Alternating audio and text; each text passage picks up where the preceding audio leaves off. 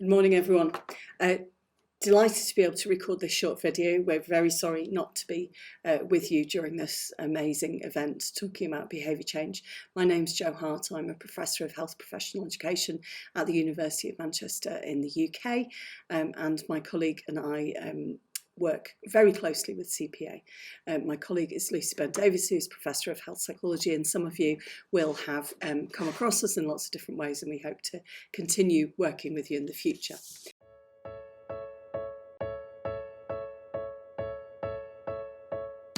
As healthcare professionals go about their work, they do or don't do things that will lead to positive or negative outcomes for patients.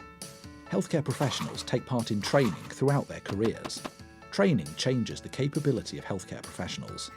The competence and capability that a healthcare professional has will obviously influence how well they do vital tasks.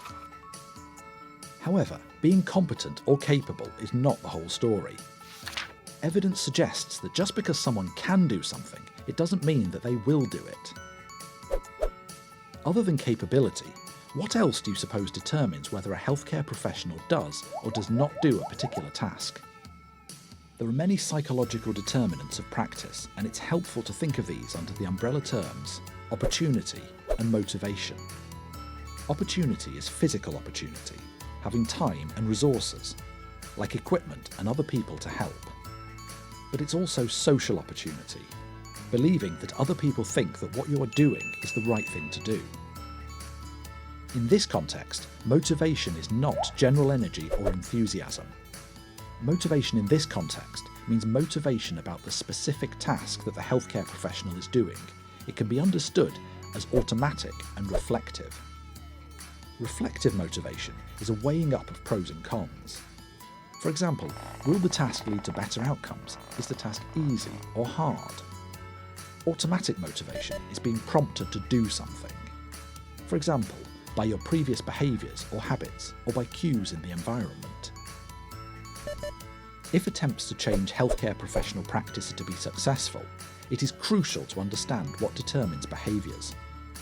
There is no point having training to increase capability if the healthcare professionals are already capable, but things like opportunity or motivation are getting in their way.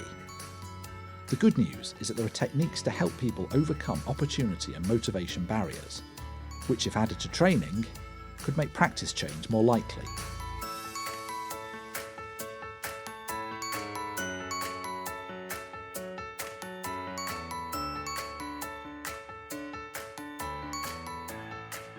The Change Exchange is a Manchester Implementation Science Collaboration project hosted by the University of Manchester. This work is funded by grants from the Tropical Health and Education Trust, with the Department for International Development and the Global Health Exchange. I'm just going to explain a little bit about what we do in our work with the CPA and other organisations, and then our colleagues who are with you today are going to show you a video of the work that we do to explain in a bit more detail.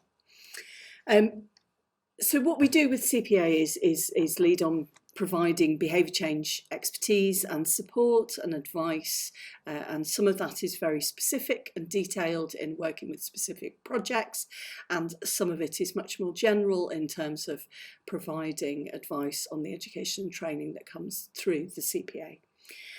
One of the ways in which we work with CPA is to support teams in understanding health professional practice in teams.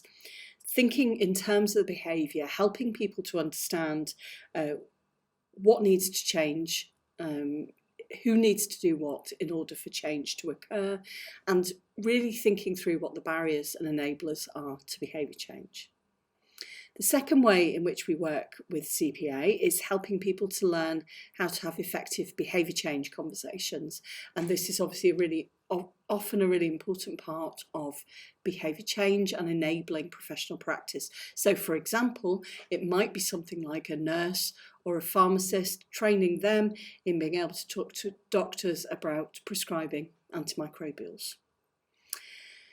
The third way we work with CPA and other organisations is to help teams to understand what is changing by thinking about evaluation of that, so by thinking about evaluating behaviourally.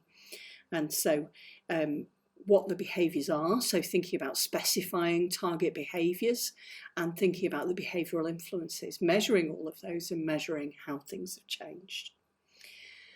We work in a number of different ways. We try to work practically, and we try to translate some quite complex behaviour change theories and methods into ways in which our expert colleagues at CPA and all of you as teams can understand. So one of the tools that we use is packs of cards. So we have packs of cards like this, and some of you will have come across these, called Cards for Change, and they contain behavioural change techniques which can be used in education and training. So that's a pack of cards, and as I say, some of you will have seen these, or you might be able to get hold of a pack of those cards from your colleagues through CPA or THET.